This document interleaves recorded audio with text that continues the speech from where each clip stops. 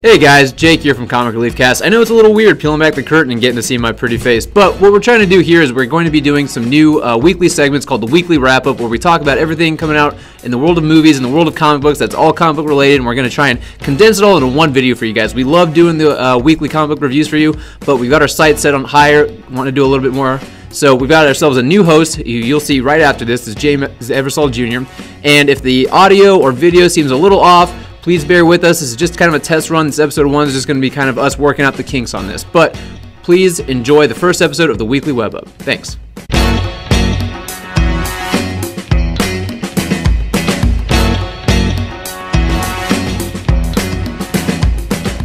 What's up, guys? Welcome to the first ever weekly web up of Comic Relief. So yeah, right off the bat, man, I just wanted to say thanks a lot for letting me join the channel, guys. You might know me from the James Eversole Jr. movie podcast. I know how much you guys just love that. It really needed trimmed down. Yeah, that title. I'm pretty sure you just let me join the channel because you didn't want to hear me say that ever Pretty again. much, yep. Yep. So Jake tackled a little bit in the intro video, but basically, you know, they tackle on Tuesdays, and they're very good at giving you what's happening on the comic page and their thoughts of what's going on in the comic world on the page. But we actually wanted to go into the segment of giving you what's happening in the comic cinematic world. So I'm very excited about this. I mean, it was a pretty solid week so far. I mean, the first thing that we seen, we were kind of geeking out before this, was set photos of the actual Spider-Man Far From Home, which is the sequel to Spider-Man Homecoming, and some interesting photos. And I'll bring them up on the screen, but you know, right off the bat, we've seen basically it's black and red, more of the traditional. Would you say like the 1968? It's Amazing Fantasy 15. Steve Ditko originally intended for the suit to be red and black, right? And then people started picking up and seeing more blue for Stan shading. Lee also wanted more color to it. Yeah. So then they changed it to the blue, and then McFarlane changed it back to black, and or like a dark purplish. I don't know. Yeah, it's changed. It kind of reminded me of like the early concept art that Alex Ross actually did for Sam Raimi's Spider-Man, and it seemed like they never used that. So maybe it's like a tradition, like honoring what they do with those films. So yeah, see, as a colorblind guy myself, I am just like, to me, I'm like, okay, so they're going like back to the dark blue that Raimi did in Spider-Man 2, stuff like that, and then you corrected me, it's like it's black. I'm like, oh shit, okay, so we're going a little more Amazing Fantasy with this, and that's pretty neat. But I mean, I like the look of the suit. For some reason, the mask looks better to me this time around than it does in Homecoming. I don't know what it is, but behind the scenes set photos of Homecoming compared to this, I think this looks really good. The one thing that I know me and Josh are really differing here on this suit is I do not like the gloves. Yeah. The gloves from the I don't know, forearm down, it's all black, and it's got the Miles Morales fingers. Fingers it has a little bit of a red stripe down. Yeah, it does. It does here, right here, but over top, it's like all black. It definitely has the Miles Morales fingers. Oh, I mean, that's kind of showing like a fingerless glove. That's over straight ripped out of Miles Morales, and then he's also got a little bit of black on the belt, which I don't really know why that I don't was understand needed, that either. Yeah. Well, we talked about like honoring like the Miles Morales thing, but you didn't like it on Peter Parker. No, exactly. With Peter Parker, I want the classic suit. I mean, they're throwing in a little Miles Morales Spider-Man. They're throwing a little bit of a superior Spider-Man, Amazing Fantasy. It's kind of an amalgam, but my biggest thing is I don't understand the need for the change. I don't know why. I mean, I'm sure at some point in the movie it'll address it, but to me, one of the things you got to do with Spider-Man is make the look of him be the iconic Spider-Man everyone knows. Like, when you go and you see that, it just instantly triggers something in you that goes, that's instantly recognizable Spider-Man. I would agree. I normally would agree with you on that, but if anything, the PS4 game has shown us is people go fucking ape shit over some goddamn Peter Parker skins. Yeah. So, I mean, after that game goes, it's like, yeah, of course, like, try to change stuff up because apparently people like different versions of the suit. But there's no way they took their cues from the video game. Oh, no, there definitely isn't, but I'm just saying, like, normally I would agree with you, but this time, I mean, apparently people, because in the shop, people buy up random books just because Peter Parker has the new suit from the game that has the white and the white part on the patch on the hands. I mean, given that we've only seen Spider-Man twice in the MCU right now, like, of course, Spider-Man Homecoming, he had a suit, and then he went back to his, like, traditional, street suit before he got the Stark suit. The homemade one. Yeah. But the whole point of the story, by the way, guys. And then you go into Avengers Infinity War, and then he has the, the Iron Spider. So there's a narrative purpose to the change in the suit. I get it. As long as there's a narrative purpose that you can convince me that why he needs this new suit, cool. Got it. I'm all on board. But the thing is, I was going, oh, this could be his European suit, maybe for whatever reason. Yeah. He's in Europe. No, he's in New York in these shots, though. Oh, yeah. This is in New York City. He's in these shots. He's with Zendaya, and he's, which I think is also maybe confirming a little bit more, because a lot of us fanboys had our doubts that Michelle Zendaya was not MJ. They just kind of threw it in there as a testing ground. I think it was a little bit of a litmus test to the reaction. Mm-hmm. But the way we're seeing this is looking very classic Spider-Man MJ, and I guess I don't care too much, but I don't know. A screen accurate MJ wouldn't be the worst thing. Yeah. I got your purpose for you, right? Sure. Have you ever died? Yeah, once. Yeah, when you die, this is probably emo Spider. This is probably what we getting. Like Peter Parker's like, oh, dude, I seen death. I seen the Soul Stone. Like I was in Soul World. Blue is too tranquil a color. No, I'm too dark right now. Yeah. Turn on some My Chemical Romance so I can see my fucking wrist. What is this, 2007? Well, my point was the tradition of suits. Does this confirm or deny or something? Maybe Parker made this on his own, but is Tony still alive? That was one of my theories, that I think Tony dies in Avengers 4, so he doesn't have him looking out for... Peter doesn't have him looking out for him anymore. But I also don't know, because where does he get this suit? Yep. I mean, this is obviously still very reminiscent of the Homecoming suit, and I'm going to guess there's still going to be some technological aspects to it, but I really don't know. I don't know. There's no Robert Downey Jr. I thought you were supposed to give us a fucking answer. I thought you were the Iron Man fan. Yeah, but I'm not writing Spider-Man Far From Home, because if I was, I also would title it differently, too. You disappoint me. And one of the things that Jake's already pointed out, too, he's in New York. I mean, they said a majority of this movie is going to take place over in London, and then we've seen those set photos of Mysterio. Shooting in Italy. Yep. It just so they're kind of all over the place, but... We talked about that on the James Eversole Jr. movie podcast. Was about don't name drop another podcast. Yeah. Classical going back to that was part of your contract. You can't do that. Classical about just going back. We would get to see Peter Parker swinging through the city of New York. Yeah. So I thought that. So what we should which call is actually set something pictures. you didn't get a lot of in Homecoming, if any. There's really no web swinging through high rises. So friendly neighborhood Spider-Man. So what we should call these set pictures is Spider-Man not so far from home. Yep. See what I did there? Dad joke. Already starting it off. Here you guys see when we're not editing it up, and the faces we get. This is what happens. Yeah. I come up with horrible jokes and say penis a lot. All right. So, anyways, I know Josh was like, "Oh yeah, if they make a hot toy of this suit, I want this." Personally, I'm not on board with it yet. We'll see what the narrative purpose is for it, but either way, cool to know that some of this will be taking in what looks to be a little bit more downtown New York City too. Yeah. It's a little rad. I mean, I like it. Like you said, there's a lot of honoring in this suit, and that's what I like about it. You got a little Superior Spider-Man, little Alex Ross, and got a little Ditko in it. It's like So there's honoring all pieces to the suit. So I always like to break that down as little layers, but. It was cool. One of the other things too that released with Sony was talking about continuing this.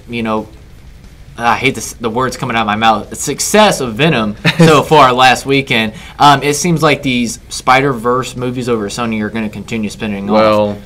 And it seems like I'm forgetting the director's name, but that was attached to the guy who directed Expendables 2, The Mechanic, and The Equalizer, right? And The Equalizer 1 and 2. Yeah, so he's got a spotty track record in my opinion. Nothing stellar.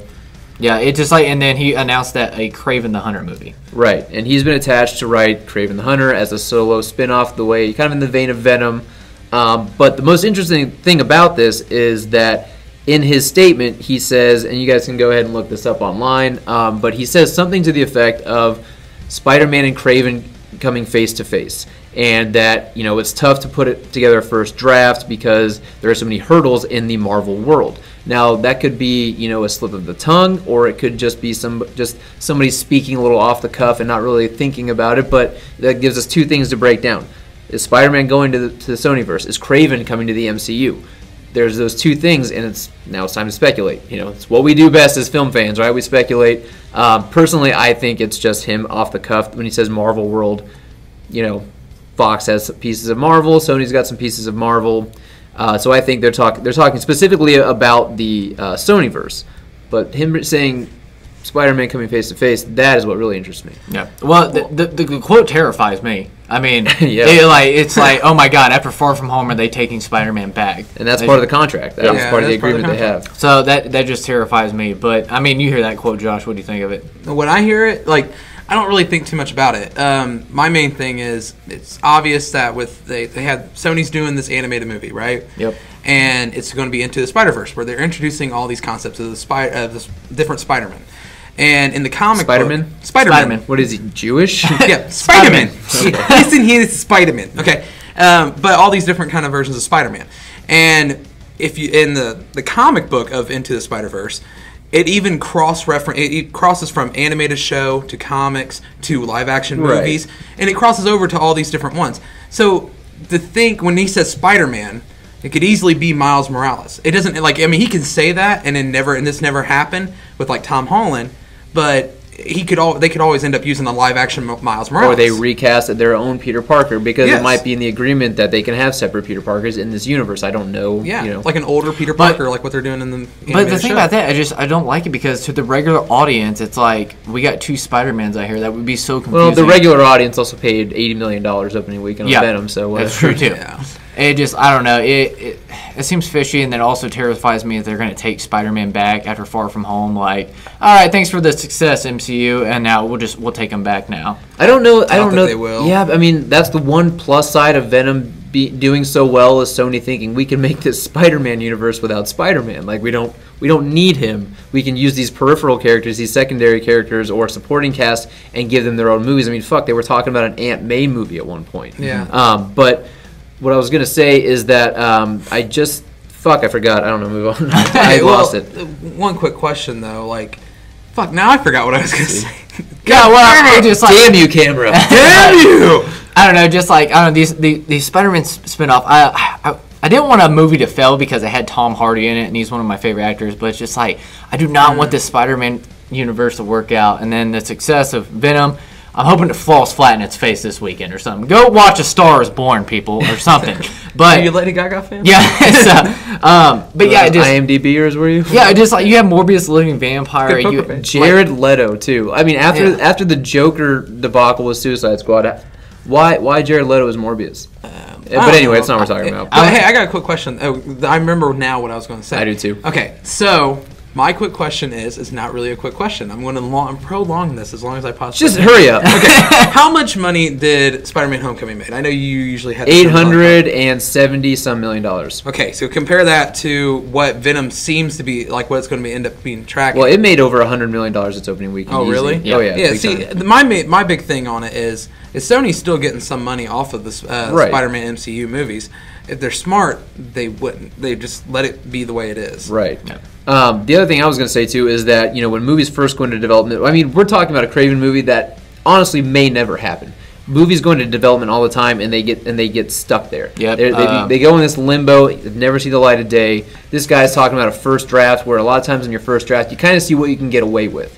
So he might be speaking out of turn or be speaking too soon. Sony might come in and go, nope, no Spider-Man. Sorry, can't do that. This Marvel world that you're talking about, you're operating within a small confine here. So it's very possible that what he's saying is just a little bit, I don't know, just not out of the blue, but it's just he hasn't really thought it through yet. Mm-hmm. Yeah. Yeah, but keeping into the actual Spider-Man. I'm so glad I could be engaging with you. yeah. Swinging over to the actual team-up movie and take this with a big old fat grain of salt. So there was Avengers, a trailer. I know that marketing for this is the main focus right now is Captain Marvel with marketing and everything else. Right. I think that's the reason why we have not seen Avengers 4 trailer or teaser, something like that from one of the Comic Cons. Usually in October is when we start getting those kind of Yep. things too, so that worries me. Yeah, so that's the one thing, like, hey, we need the main focus, kind of like Star Wars. Like, hey, the main focus right now is on Force Awakens, and then we'll focus on Rogue One. Right. That's kind of like how the formula they did over there. So it just seems like the main focus right now is on Captain Marvel, so maybe they're just holding it back. But we take this a big old fat grain of salt once again, but there was a leaked trailer description for it. And, there was some, and I'll bring it up on the screen that you can read yourself, but we just wanted to go over some key points. And from this point, you can actually fast forward in the video, and I will put the time right now to where you could fast forward because this could be possible spoilers for the movie, but we don't know. Take this with a big old fat grain of salt. So watch at your own risk. All right, so it says, it leads off with, I will not disclose who I am or how I know this, but go ahead and save this and come back to me in a few weeks. You're welcome. The trailer starts off showing the damaged Infinity Gauntlet in a field on the farm planet. As the camera focuses on the Infinity Gauntlet, we hear Tony's voice, "We were destined to lose." Epic music score starts. The Quinjet is shown landing in a Wakandan wasteland as we hear Steve Rogers say, "We have come so far." Tony and Nebula step off the jet as the remaining Avengers approach. Steve has a look of relief and says, "Tony." Tony, seemingly defeated, shakes his head and gives a friendly smirk back to Cap. Marvel Studios logo appears. We get a glimpse of the Battle of New York from 2012 Avengers. Loki is shown looking shocked and baffled as he is on top of the Stark Tower. There's a flash of blue light as the camera pans back. Cuts to black. Next, we see the Wakandan throne with M'Baku at the helm. He's surrounded by his new Kingsguard, a mix of the Hill Tribe and the Dora Milaje. Shuri and Banner are working on a new project in the lab. Black Widow is in full gear, is in Hawkeye's family home from Age of Ultron. Basically, everything is thrown all over the place and broken. Nat is studying some type of map with multiple photos and locations on it. A quick shot of Thanos is shown with a long sword walking down an alleyway in New York City. The next shot is a dark hooded figure with glowing eyes, aiming a bow and arrow before shooting towards the camera. Yeah, so right off the bat, it's like you see it jumping all over the place. There's always been that theory of where you're doing time jumps here. And, if this is true, going back to the Battle of New York from 2012 Avengers, it's like, so what are we doing here? Did they find something in the quantum realm? And I thought it was interesting, too. Yes, Thanos said this in Avengers Infinity War, like, I will stay at peace after I, do the gauntlet. And he basically just threw it in the field. He's like, fuck it, job's done. I mean, the thing was tarnished. Yeah. There was no using that thing again. What I find interesting about this is it's like everybody is admitting defeat. Like, this is just the way of the world now. We're moving on from here. This is our future. There is no going back from this part of the trailer. But it seems that something is stirring to get Thanos' attention. But on Earth, it seems everyone's just kind of going about their business like, fuck, we got to accept this now. Yeah, and then interesting, too, about M'Baku taking the throne. I thought it was kind of weird because, like, Shuri wouldn't take it. I think she's too young. And plus, their culture, I think, demands that somebody battle for the throne. And I don't think Shuri is going to be going up against M'Baku. I mean, he almost took out T'Challa. Yeah. Yeah, that's true. And then continue on to the trailer. Okay. 1 to 2 visuals of the quantum realm. Scott Lang with no suit is shown running through a park, dodging explosions. Shot of space. Thor and Valkyrie are aboard a Kree ship. Thor says, on a Kree ship, by the way. I think that's pretty cool. Yeah. Thor says, if the stories are true, you're our universe's last hope, if such a thing even exists anymore. The next shot is an older, determined Tony Stark walking through the new S.H.I.E.L.D. HQ's Avengers facility in upstate New York. So that kind of answers what the Stark Tower is going to be from Homecoming. He's in full S.H.I.E.L.D. attire and carrying an orange briefcase. Banner, wearing spandex, is seen running from something, looking terrified. The next shot is Ant-Man appearing out of a lash of light and landing in a desolate place. We see it from his point of view, from inside his helmet. He looks left, he looks right, and to his left again, says, "What in the?" Camera focuses on Vormir and its stars.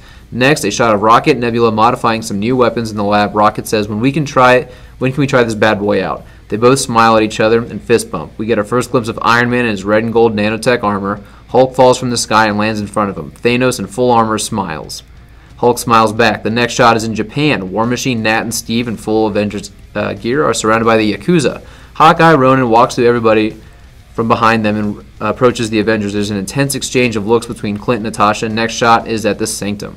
Yep. And one of the things, too, is Valkyrie. It's like, bam, that one of the addressing things is like, where was she? We've seen the beginning of Avengers Infinity War that, Korg, I'm hoping Korg's still alive. And then you had Valkyrie, we didn't know where they're MIA. Well, apparently they're on a Kree ship, but last we saw Thor, he was on Earth. We don't know what happened to Valkyrie, so we also know Xandar's been blown to shit. So where the hell did Valkyrie go to find a Kree ship? Yeah, and I wonder if that just plays into, Captain Marvel somehow, too. That's my best guess, but if she's taking place in the 90s, I don't know how that works either. Yeah. So, and then one of the other interesting things, it seems like just a pretty cool chunk of that section of that trailer is like team building. You see Nebula and Rocket working together. We've seen them together before, but last time we seen them, she was beating the shit out of Rocket in front of, Michael Rooker's character, all that stuff. So, it seems like that. And also, something that I don't like about the MCU right now is the way they treat Hulk. It's like, we got this powerful Hulk here, but, to establish other characters, we just show them beating the shit out of Hulk. I mean, dude, when you're coming right out of the gate and you put Thanos against Hulk and he beats the shit out of Hulk, that lays out so much. It sets the tone. You instantly know that this is something that you should be preparing yourself for. Right. But what I'm saying is, like, everybody's beating the shit out of the Hulk. Who the hell else is beating the shit out Tony of the got Hulk? in his Hulk Buster, beat the shit out of the Hulk. That's Tony. Thor got Tony into actually beat the arena. shit out of Thanos a little bit there for a second too. Dude, don't underplay what he did, man. No, I'm not underplaying. I'm just badass. saying, like, if you ever hit back and look at all the like MCU movies, Tony is always MVP. Not really. Oh yeah, okay. Come on. Okay. First Avengers? The first Avengers? Yeah. He put the fucking nuke in the hole. Yeah, He's but MVP. I mean, He okay. saved the fucking day, All bro. right, fine. I'll Your concede man that. saved the I'll day. concede the point. That's RDJ, though, man. Yeah, like Age of Ultron. Okay, he didn't really, but He came up with the plan. He came up with the plan, and then at the same time, Vision is the one who ended Ultron. But by transitive property, it's Tony, because Tony created Ultron. Ultron created Vision. So whatever Vision does good-wise, Tony gets a pat on the back for.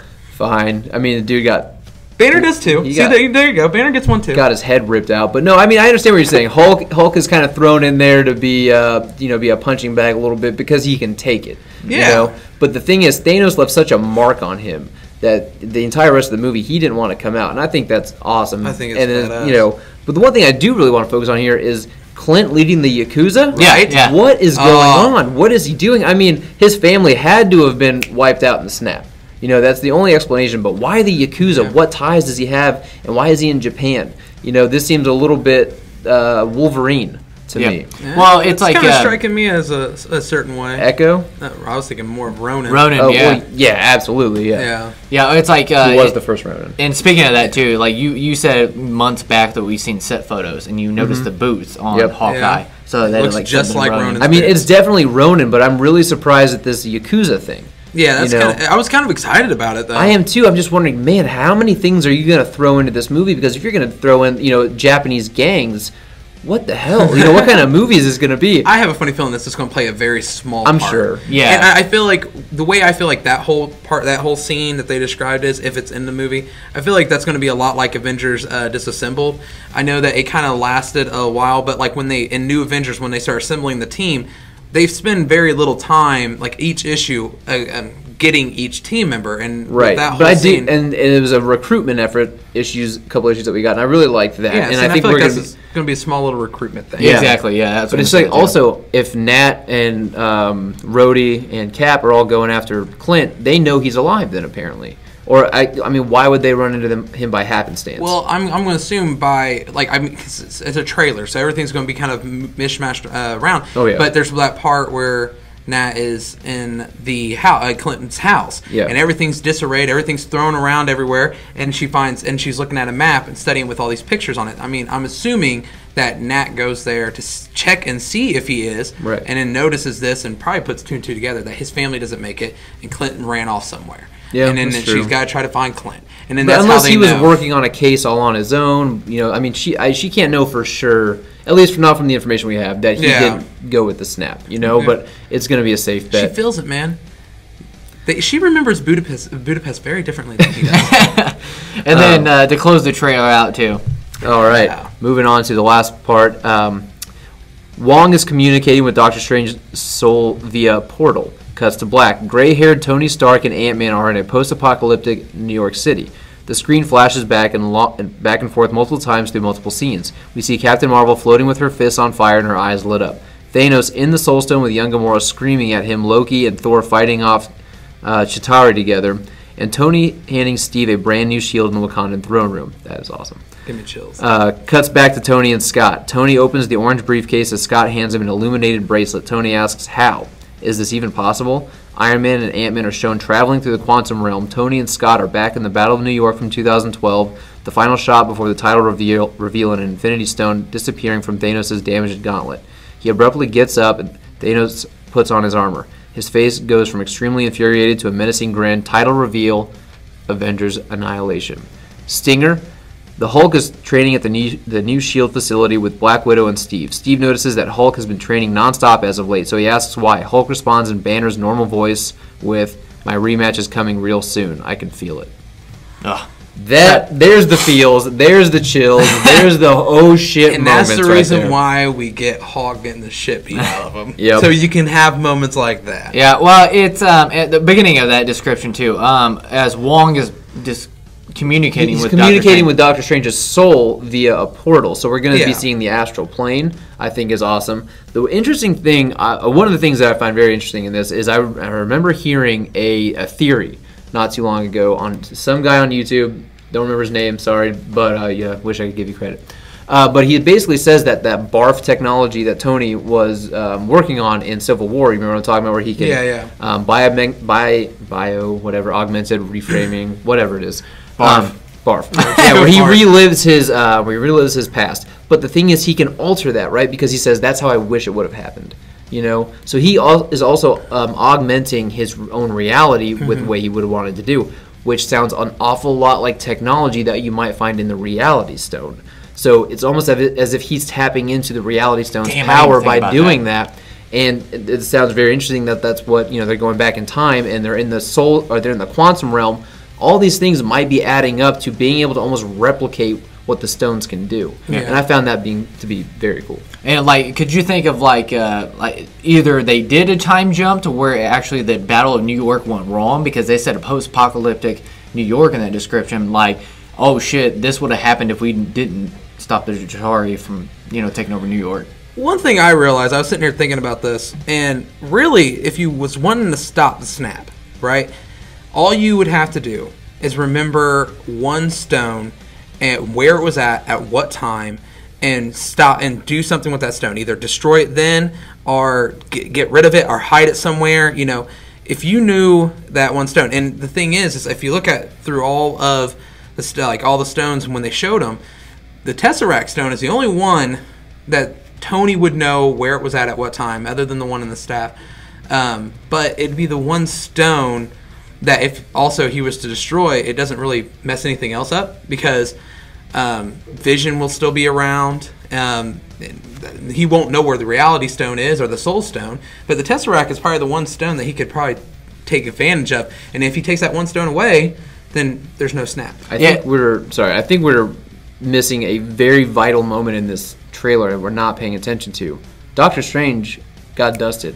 No, see, I've been saying that since the one thing. I don't really honestly think that they're dead. I think they're all trapped in the Soul Stone. They might be trapped in the Soul World. That's how it usually works in the comic books. It's everybody when it snaps. It's not like they died. It's they actually got put into the Soul World. Right. And so another thing too, though, and I just wanted to make sure we were clear on that. Like Wong being able to somehow communicate with Doctor Strange via Soul portal, talk to his soul. That means yes, that the Soul World itself is inhabited. And you can communicate with it. I mean, going off of this. But the other thing I found very interesting is that we are also forgetting that the 6 stones are all kind of a catalyst form of the rules of our reality, of our universe, right? So why can't they be recreated? They can in other ways. The quantum realm being kind of a gateway to the time gem, or even maybe the space stone, because maybe in the quantum realm, as we've heard, that time and space does not operate the same way there, right? So I used to think, okay, those flashback Avengers 1 set photos were just they were time jumping, or they were using they were using the barf technology to recreate that for whatever reason. Mm-hmm. But if Tony's going into the quantum realm with Scott, they can come out wherever. Yep. They don't know where they're coming out, so maybe they come out in 2012. So right there, you've got Tony maybe recreating the Reality Stone, the quantum realm recreating the space or time stone. Either way, they're finding other ways to recreate these stones and do what they need to do because the rules of the universe are not only applied to these stones, but they're universally applicable.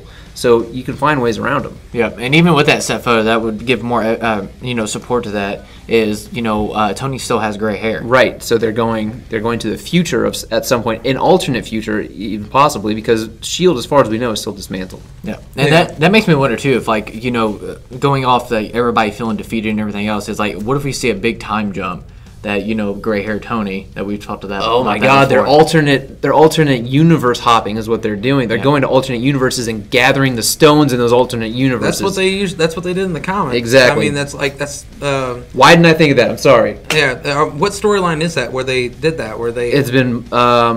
Infinity Watch. Yeah. Or Infinity Crusade. I can't remember. There's one where the Infinity Stones are in one spot and then from another. They've done it multiple times because even with Secret War, the original set of Infinity Stones from 616 was destroyed. Yeah. But there's always another set, and the same with the because of Infinity the multiverse. Wars that's going on right now, because there's a multiverse. So. And Doctor Strange has already established the multiverse. He said that your reality is one of infinite realities. Yeah, I think they also try to use that as an excuse of why they changed the color of the stones, because they changed them around a couple of times. Yeah, but the thing is, that right there says the Infinity Stones are a constant. In every universe, they're a constant. There's always going to be a set somewhere. Exactly. So you just got to go to different universes, snag those, do what you got to do. That's fucking awesome. Yep. Quick question. Yep. If Tony was to have to sacrifice somebody for a soul stone, who do you think he'd sacrifice? I think Cap would offer himself to sacrifice. I think that's going to be the tearjerker. I think that is. I don't think Cap dies at the hands of Thanos. I think he is the soul that he offers his soul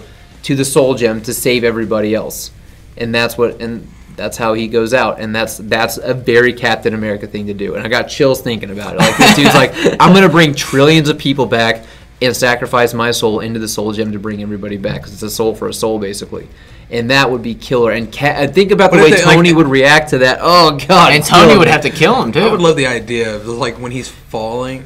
They show a little clip of him in the plane. From that's exactly what they'll do. It's like this, like boom, boom. I mean, they even say it in the last one too. He's like, holy shit! Oh God, I want to cry. He tells Vision, "We don't trade lives," and then Vision's like, "Didn't you do that? Didn't you sacrifice your life to save millions in New York from being killed?" It's like, yeah, Cap. It's foreshadowing. That's exactly what's happening. Stop saying this. I'm tearing up. It hurts, man. Man, this is why I don't like reading this shit. This is why I don't like watching trailers. Because I know that I'm going to sit here and start speculating, and then I'm going to ruin the movie for myself. It's been so long since I've speculated like this, and honestly, it feels good to get off my chest, but at the same time, I'm going, I'm about to be either so fucking right, I'm going to be pissed, or so fucking wrong, I'm going to be pissed. Either way, I'm going to be mad that I speculated, but...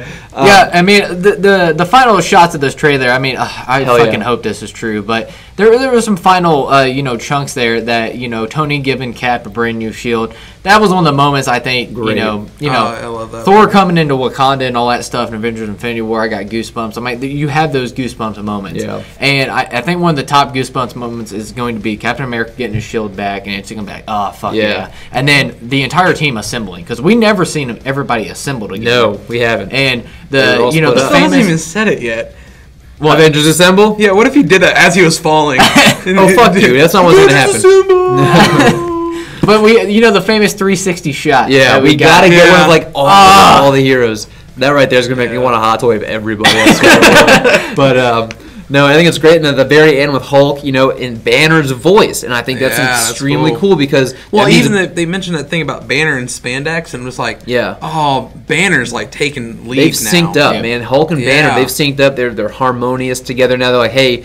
Hulk. I think what they're gonna do is kind of what we see in the comics is Hulk gets his time. The Banner's like he concedes, okay, Hulk, you got your 8 hours to do your Hulk thing, and then I'll get my turn. And they're gonna have that trade off, which is gonna just lead more and more to them merging into one personality, which I think is good. Yeah. But what I was gonna say out of that stinger is that it's likened to Tony in Iron Man 3. I know we talked about this, but where he's after the events of the first Avengers movie, he's got this almost PTSD and he just can't stop making suits. He's just so scared for the next attack, something he wants to be ready for anything. He's making suit after suit after suit, each one designed for its own purpose. That's what Hulk's doing. Hulk is training to beat Thanos because he's like, you know what, I'm not letting that shit happen again. I'm not getting my ass kicked like that again. I'm going to fuck him up.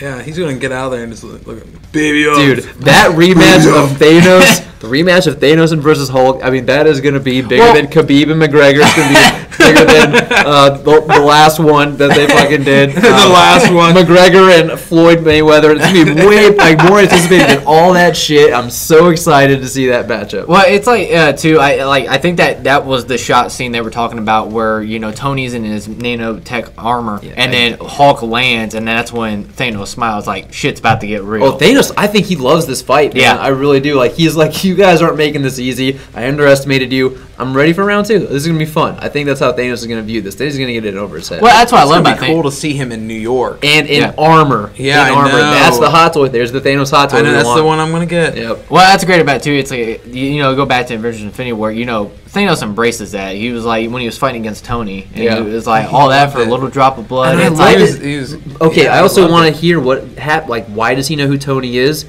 I hope they remember you, Stark. Like, you're not the only person with knowledge. Here's the thing. I think it's because he's tapping into the reality stone. reality stone, like if he's tapping into it, then and he possesses the reality zone, then he in some ways there's gonna be a tug there between the stone, because he also said one of his stones disappears. Well, also Ant-Man. Also, I'm calling out. Ant-Man shrinks it. Okay. Also, Vision, he has the Mind Stone. And at the time, he did not. But also, the other thing we know about Infinity Stones that's not said in the movie is that if you have one Infinity Stone, other people can. Other ones. Yeah, you can hear other people's thoughts from the other one. Well, Vision is also Vision, but he's also part Banner and he's part Tony. He's part Jarvis. Yeah, and part Jarvis. So theoretically, I mean, if it was still the same way like it is in comic books, then he's going to be able to know. Yeah, he's going to commute. So he's going to know. Just from the Soul Stone, or from the Mind Stone, what Vision and know about Tony and all that stuff like that. Right. I don't know. Overall, the crazy shit's going down. I love this description. I even told them, we talked about it last night through a group chat. I'm like, dude, I got fucking goosebumps like through that whole thing. You got goosebumps. Me and Jake got something. Me and Jake got something else. Can you want to paraphrase some of our stuff? We were popping chubs. We were popping chubs and sperming all over the place. We got smoke on the ceiling, man. It was crazy. I've never laughed so hard for those texts either. Just my wife was in the next room. She's like, "What the hell are you laughing about?" I'm like, "Just read it." Josh said his sperm is even ejaculating. It was crazy. But yeah, we can all agree that goddamn, it's gonna make me so mad if that's not the actual trailer, because that sounds so epic. This guy, what a fucking troll, and what a way to get all under our skin. But yeah, man. But yeah, I mean, what if this guy is actually James Gunn? Oh, don't say that. That'd be awesome. Yeah. The one good thing he's done. Yeah, the one good thing. Hey, speaking of James Gunn, so that was one of the main talks this week too, was that James Gunn, obviously, I shouldn't have to say, but yeah, Guardians of the Galaxy 1 and 2, the director over at the MCU, has actually jumped ship. Seems like he's headed over to Warner Brothers DC Universe, or whatever the fuck they're calling this thing now. The many worlds of DC. There we go. And it seems like, he was going to, and it's been confirmed now, that he's going to write and direct Suicide Squad 2 right. reboot. Is it confirmed he's directing? I know it's confirmed he's writing. Confirmed yesterday. Okay. And so it's so right off the bat they said he's going to write and direct. So the one thing that points out is, I know before this they actually had scripts lined up and they were actually completely finished, and now that's completely just scrapped out the window. I mean, what do you guys think of this? I mean, you have James Gunn coming over and then you just give him full control like that. I think it's two things. It's a power move on DC's part. Like, hey, we got Joss Whedon from you. Granted, that movie sucked. But now we're taking James Gunn because you guys, let's be honest, that Disney did not handle that situation the best that they could. They could have been handled a lot better. But it's a power play on Warner Brothers' move, but it's also telling of James Gunn's feeling on this, because James Gunn came out and he was very courteous about this. He almost seemed like he was understanding, like, look, I get it, we're going to part on good terms. I have no animosity towards you guys. I understand the business decision and why you're doing this. But him to go straight to the direct competition tells me, you know what? Nah, fuck you, Disney. I'm still pissed, and I'm bringing Dave Bautista with me. Yeah. And even on the title, that was like kind of meant to be somewhat like Guardians of the Galaxy.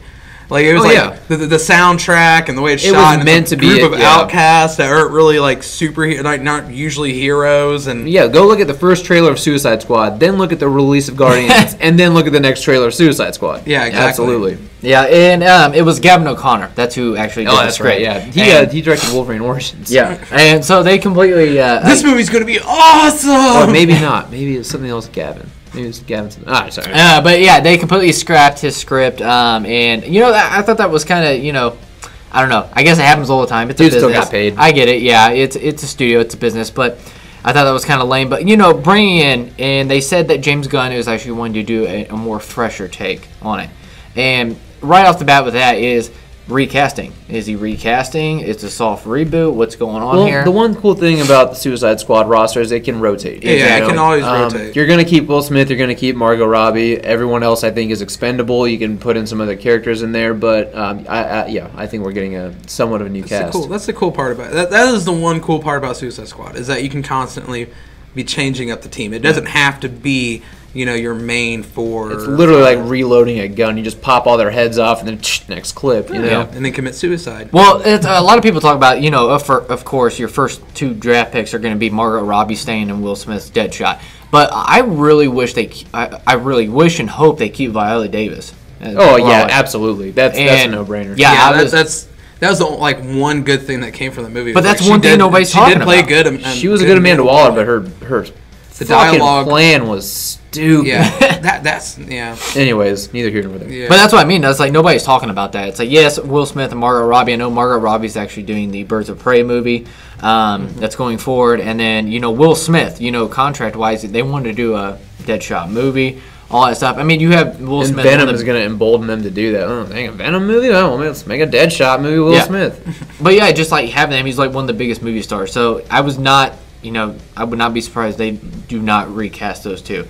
Now, everybody else is, I could see them recasting, but I really hope they keep Jai, Courtney, they don't need him. Killer Croc, not needed. Diablo, I like Diablo, not really needed. My main request is going to be, please don't make Killer Croc so racist. or such a stereotype. Yeah. What do you? BET. Yeah.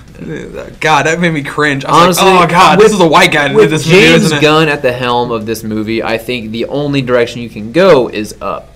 The only question is how far. I mean, Suicide Squad's a really low bar as far as quality. I mean, it made money. It made money. Made about $800 and million. there is a handful of people. 797. There is a handful of people that really like that movie. I've never met them. Thankfully, I've never met them. I've met a couple of them, and there's a few people out there. There's some people that like that Jared Leto Joker. Yeah, and I'm just like, are you kidding me? People own that Hot Toy. I've heard Hot Toys a lot, guys. It's a sore subject. I know, you just keep talking about Hot Toys. Why are you doing this to yourself, bro? Anyway.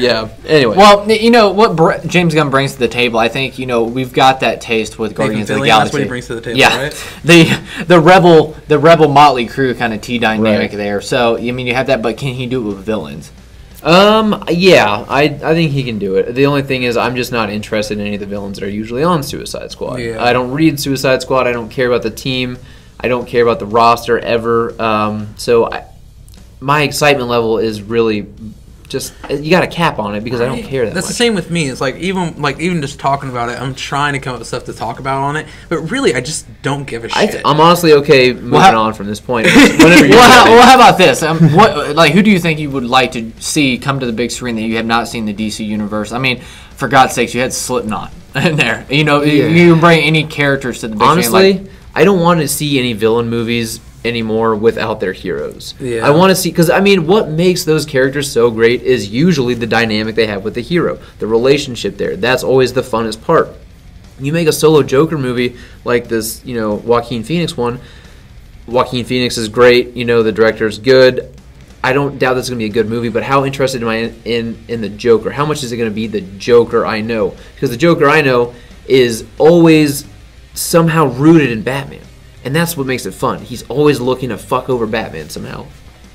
If he doesn't have an agenda against Batman, I don't really care that much. Yeah, well, I totally agree. I don't need a Venom movie before I don't see him in Spider-Man, Kraven the Hunter, everything else. But I'm just saying, I always sit back and say, the studio's not going to listen to me. Too bad, I'm getting this movie anyway. Same thing with the Joker. You know what? Okay, fine. You want a villain movie to make? Sinestro. Make that movie. Because that one actually has a lot of mythology. It's not really tied to a whole lot of things on Earth. You can do something a lot of fun with it. Sinestro, hell yeah, I'd be up for that. So, who would you want to see in the movie? That's Suicide Squad 2. Any villains in particular? Crazy Quilts. Black Manta. Do you... You're seeing it. You're getting it. It's an Aquaman. Yeah. Oh. I know. That's why I'm... Yeah. So, okay. All right. What about, Swamp Thing or anything like that? He's not a Suicide Squad. No, I'm just saying, but James Gunn has always talked about how much he loves Swamp Thing. He's a wannabe. I could see him bringing that into that. I'd like to know if he can just rattle off Swamp Thing's real name. Well, they're doing a Swamp Thing television show, aren't they? Yeah, they're doing a live action one on DC. Yeah, so that's kind of like but there's also a Flash movie, but we have a Flash Grant Gustin. No, there's no Flash movie. Yeah, but this is different because Flash movie is the same thing as this Gambit movie. It's not fucking gonna happen. It's the same thing as saying that the Titans show is going to be the same kind of CW world. I mean, the way I'm viewing it is that the CW world. Why? We're not talking about that. We're not talking about that. Yeah, but I'm just saying that I don't think it's going to be connected. All right, you're never answering this question. So I'll move on. I said Crazy Quilts, motherfucker. The Kite Man. Let's see a fucking Kite Man. Do you do Black Adam? Jerking off right now. Do you do Black Adam? Like a cool way they? No, I don't. You don't do Black Adam without Captain Marvel. You just don't. Yeah. That's just how it is. DC's villains are only good because of their heroes and the relationship they have. Talking about Brie Larson. I'm sorry, I had do yourself a favor. Watch a documentary called Unnecessary Evil. Yes, it explains exactly the one thing that's really good about the DC universe is not your heroes. It's actually your villains because they do nothing but make the heroes better. Exactly. And it's hard to do a solo like Suicide Squad. I think that's one thing. Even if the movie was good, it still would be bad because you cannot establish a villain without having the hero there. Which is why that movie tanked, because like, oh, these are the worst of the worst, and then they're trying to humanize and make us feel bad for these villains. I don't feel bad for you. You're villains, and you're just average ones at that. What do I give a shit? Yeah. Yeah. Well, to add on this, I don't know. Like DC fans, like really crack me up. Wait a minute. Like, before we keep going, you tell us what yours is. What is Yeah, yours? stop putting us on the fucking Yeah, spot. quit putting us on the spot. but You do what? it. Like which characters I want to see? What character? villain Yeah, movie? what villain movie you would let us see? That's A not villain movie? Yeah, villain movie. DC villain You movie. asked it. Don't ask. Yeah, don't look at it. You I you're would. like, you guys are No, I said which members do you want to see in the Suicide Squad of James Gunn? Okay, okay. What about you? That was my question. Okay, well then answer. King Shark. Answer. There you go. Throw a little King Shark in there. I would like to see that. I actually thought that's who Dave Bautista should play. No, Really? Dave Bautista should be Bane. That's what everybody's saying. I had some You know what dumb- Dave Bautista should be? Unemployed. Yeah, shit. Nice. But yeah, I don't know. Like DC fans in this situation just cracked me up because I had, not saying all of them did that, but it just cracked me up because they were DC fans were like, "Oh, that's disgusting. See what kind of directors that like James Gunn they have over there." James Gunn signs on for Suicide Squad too. Yeah, Ooh, we're gonna get a good one. this is awesome. Yeah, so that just cracked me up. But I'm not gonna lie. I'm actually kind of pumped about this Joker movie. I think the Joker movie is gonna be. I'm pumped about the Joker movie, but like we say all the time, it's actually I don't say that all the time. Venom movie, I didn't need it, but this Joker, I kept seeing this more. Joker movie. They Could signed. be good though. I don't need it, but it looks good. I still got the vibes. I got You it. got on such a tangent. Yeah. Yeah. Move on. But going on to the next one is like talking about to close this out with the Glass trailer. It actually dropped Thursday. Basically going into this trailer, like opens up and we seem like we have a depression state of Mr. Glass now. Yeah, this movie, I think this trailer really set the tone for Glass a little bit better for me than the first one. The first one was a little bit, I couldn't tell what they were going to do. So it seems like the first half of this movie is break out of this institution. It's how did Bruce Willis's character get there? How did the Beast get there? How did, Glass get there? And then, how are we getting out? That's the big thing. How Glass is like, oh, I'm very excited now to be surrounded by two people who are like me, and I want to bust this out of here. Then it's going to be kind of more of a not typical superhero movie. But I gotta say, this trailer was the first time I went, this fucking cast is so good. Mm-hmm. Like Bruce Willis looking over at James McAvoy, and I just instantly went, dude, he's impressed with James McAvoy right now. And then Samuel L. Jackson, of course, but Bruce Willis looks like he gives a shit for the first time. Yeah, I even have that. I was gonna say it too. It actually looks like he's actually trying. Yeah, it seems like he's actually happy to be in this role, and he's excited, and he's giving something to this performance, and that excites me. Yeah, well, and we hear Mr. Glass's mother talk about that he's basically given up. We got him on meds. Blah, blah, they got him sedated, and it kind of reminded me of a Hector Hammond type thing. Like he's like some telepath, and you got to keep him sedated, or he can get out of here. Yeah, well, it's to get the message out that they exist, like superhumans exist. It's not going to happen now. It's not going to happen now. He's just kind of given up. Until I think, the scene that we see with the cheerleaders and everything else in this trailer, I think that actually happens the After first he gets encounter of Bruce Willis and the Beast. For some reason I was thinking that's after. No, you're probably right though. Yeah, because I think when they bump shoulders, he's like, oh shit, he's got these cheerleaders, blah blah blah, and then he goes to break that out, and then somehow, obviously, Sarah Paulson's character, whoever she is, has found cracked some kind of code to get to their abilities. Well, she's been able to it looks like she said she's able to have lights that trigger his different personality changes. Mm-hmm. And that's interesting. I don't know how that's going to come into play, but I guarantee it's something how David Dunn kind of has to take down the Beast. He just flips the Beast off by using a certain light cube. Yeah. Well, it's and we've seen the trailer too. It's like with Bruce Willis. You've seen him it looked like he was drowning in water. Go back to Unbreakable. That he fell into the river. The very end of that trailer, that's the one thing I thought was water is his weakness in that last shot. So I thought that was very interesting. And then going back to the triggers, the lights and stuff. You fast forward, I think it was about mid trailer. Given what Mr. Glass's powers is, he has a high IQ, so he's figured out some way. And I guarantee Sarah Paulson does not have a flash to activate the Beast. No. She knows all the other personalities, and then I think she's trying, though. I think she's trying to get the Beast out. I really do. Well, my thing is, like, given Mr. Glass's high IQ, he was like, oh, let me get in that room. I'll get the fucking Beast out, because that's my ticket out of here. So Hannibal Lecter to Agent... Agent Jodie Foster. Agent got splooge thrown at her. Whatever her name was. Agent Jodie Foster, yeah. Yeah, so it's like that, right? You guys exactly got like quiet that. on me. I was asking a question. I know I couldn't remember the name, but... But I don't know, it seemed like that, and then also, he activated it somehow, because we've seen fucking James McAvoy, famous scene from Split where he's crawling on the wall. Yeah, he's also crawling up on the wall again. I thought, no joke, that dude was butt-ass naked for a second when I saw him. It looked blurry, because I'm going to think in the movie he probably is butt-ass naked. I don't know, I think he might, maybe you're right, but I thought, maybe he just got like really tight pants on, but I couldn't tell.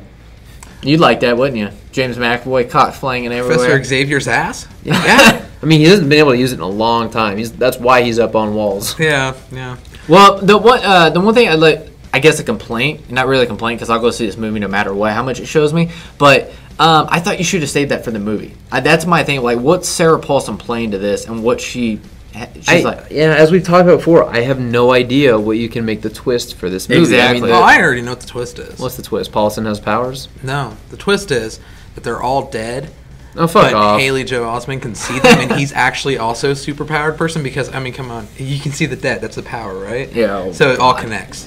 It's a full circle. Okay. I'm tired of your nonsense. The one thing I like about M. Night Shyamalan is, like, embracing the comic powers. Because if you see the cool shot where Samuel Jackson's, like, looks like he's, in his purple get-up rolling out the thing. And if you look in the background, James McAvoy's, like, literally throwing dudes everywhere. Oh, yeah. And it's got that more, like, comic book feel. Voice. And so I did like that, and I'm going to guess it was for the trailer, but do you actually think he's becoming more the Beast? Do you think it's actually roaring like that? I don't know. That could have been a sound effect for the trailer. I'm wondering, though, if there is part of the twist, part of whatever, is part of the story, is that the more and more he activates the Beast, the more and more the rest of those personalities kind of have to fizzle away in favor of the Beast, and that being like the primary personality anymore.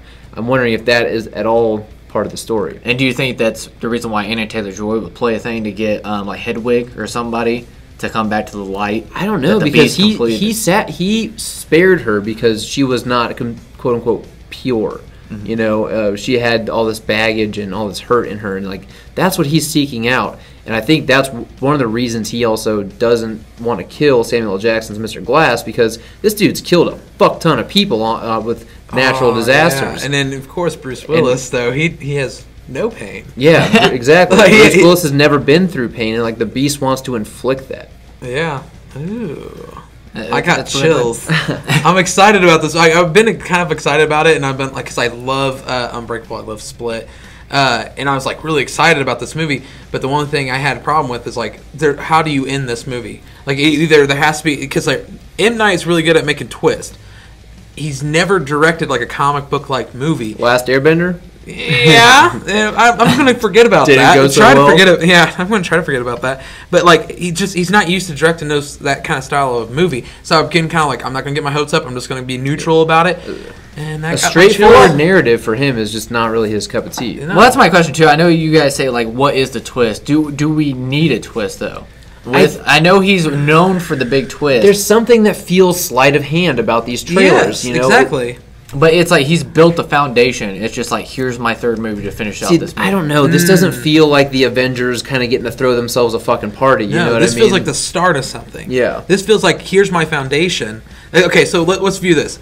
Unbreakable is like Captain America: First Avenger, and then Split is like Iron Man, and then now this is the first Avengers, and we still need, or it's not even the first Avengers yet. This is more like Spider-Man: Homecoming. You know? You got like an Iron Man cameo or something. Or Thor Ragnarok, which is like a Hulk Thor movie. This is showing like everything kind of coming together. But they're building intrigue. Like they're intentionally not telling you certain elements of the story, and you can tell in this trailer, and that's what's got you interested. You're like, okay, what aren't they telling me? What am I going to be finding out about this movie? Like, there is a mystery to this movie. You can tell by the way they've set up the trailer. There's mystery here, and so you have to wonder: is there a twist? Because you can't. This can't be a straightforward A to B story. There's gonna be the big 90-degree turn where everyone's like, the whole story takes a turn the point of no return where you can't go back. Everything is now different.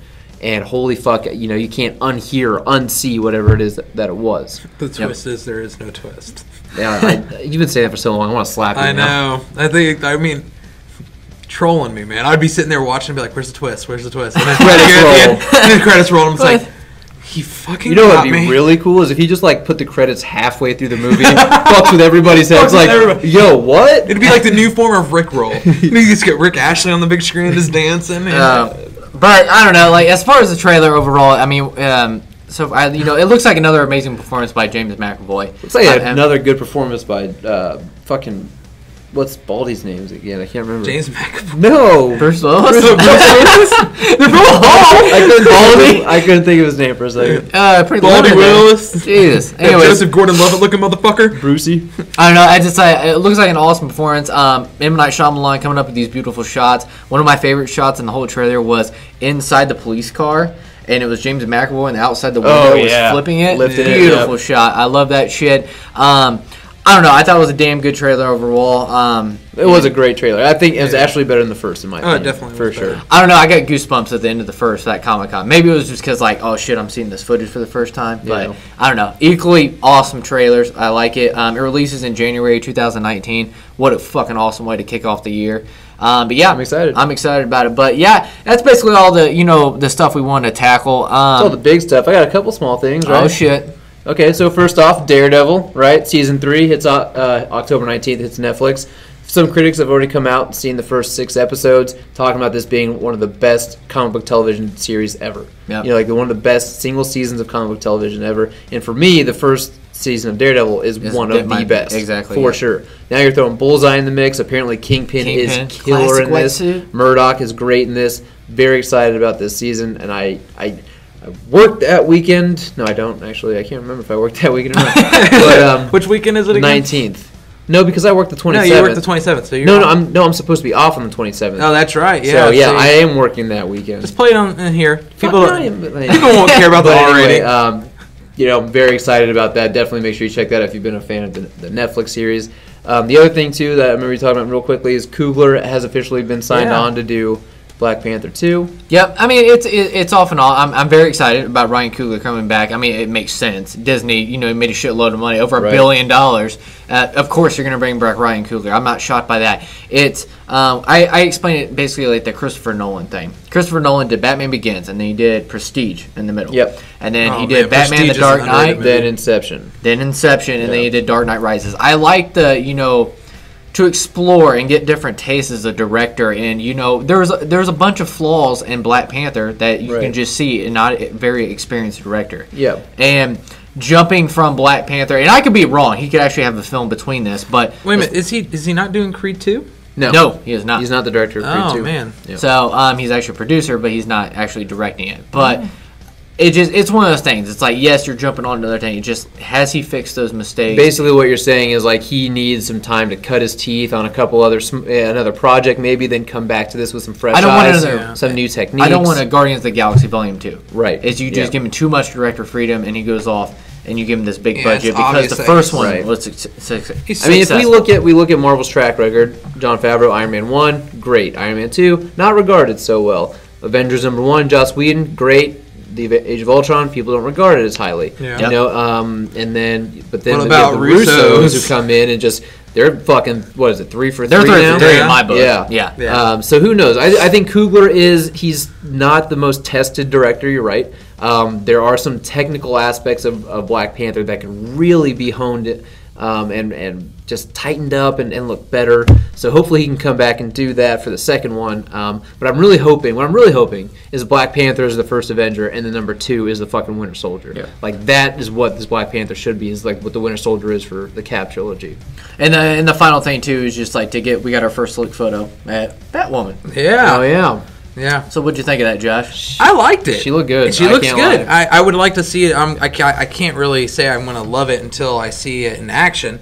because the one picture is she was in a weird pose, and Yeah, the I cowl agree. looks a little weird to me. I don't know. Actually, I think that cowl looks I really like it. good. But I think also it's hard to tell though because they had the wig kind of over the cowl that's a little kinda bit. what But yeah, that's BatWoman kind of what does, Batwoman yeah. is. I mean, she's running around. Her hair's going to move all over the place, or her wig is. Yeah. But no, I dig it. I mean, I do too. I had no problem. Like, I know there's a lot of people that did not like the idea of Ruby Rose playing Kate Kane, but I think it's good. I think it's a good cast call. It's a TV series. Get a Yeah. TV actor. Screw it. I mean, Well, I totally agree. Like the acting range, like that matches Ruby Rose. Her acting range belongs on like a TV show like that. But it was, these actors we haven't heard of. I think the popularity. Everybody knew who Ruby Rose was, and we didn't really know who Grant Gustin was. We really didn't know who Stephen Amell was. We didn't. Yeah, but the thing is though about Grant Gustin though is he was already in Glee, wasn't he was he? in Glee, so he already had CW fan But base. as big as Ruby Rose, though, that's what I'm trying to get Yeah, at Ruby here. Rose only has a fan base with people who are old enough to watch Orange is the New Black. Or John Wick 2, where she's completely silent. Yeah, I mean, Fine, yeah, she you has, shot down my. She has some. Yeah, I'm not gonna lie. No, her name is said around tables a little bit more than Grant Gustin's was at the time, and Steve Amell or whatever.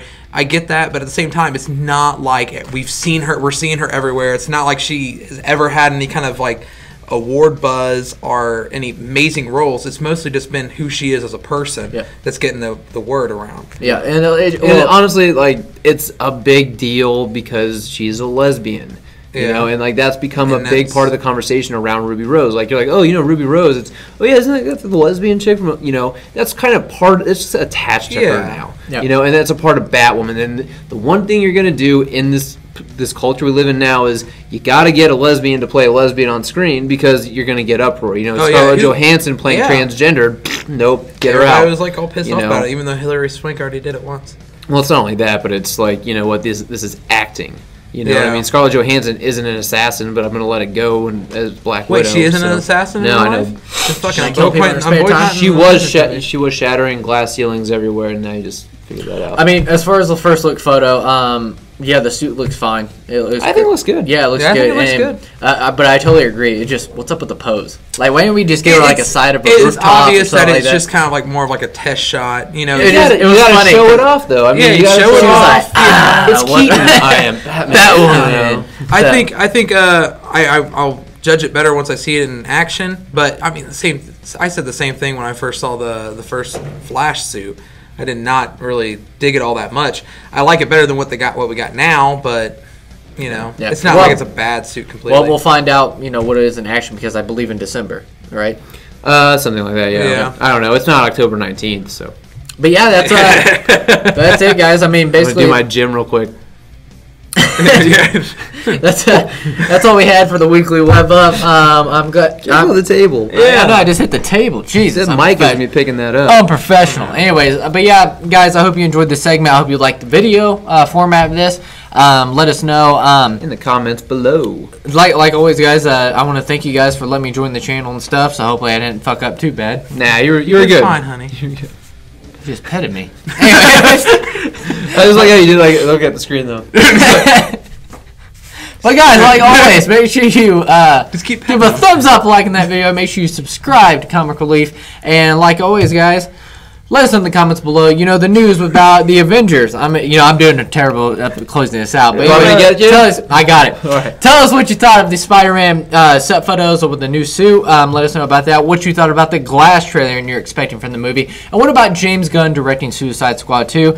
Let us know in the comments below. Give a thumbs up, like button. And also, real quick, let us know in the comments below how we can improve this for you guys in future installments. Would you rather a full audio? Would you rather full video? What can we do to improve the audio or video quality here for you guys? What would you Would suggest? you rather see my tits bounce a little bit more than should he be in a sports bra? Please let us know in the comments below, James. Sometimes we need support. Yeah, make sure you guys listen up for Tuesdays for your new release comic book reviews that come out New Comic Book Day on Wednesday. So make sure you listen to that. Like always, guys, make sure you subscribe. Once again, thank you guys for being on. Absolutely. Take over. Anyways, but yeah, we'll see you guys later. We're out.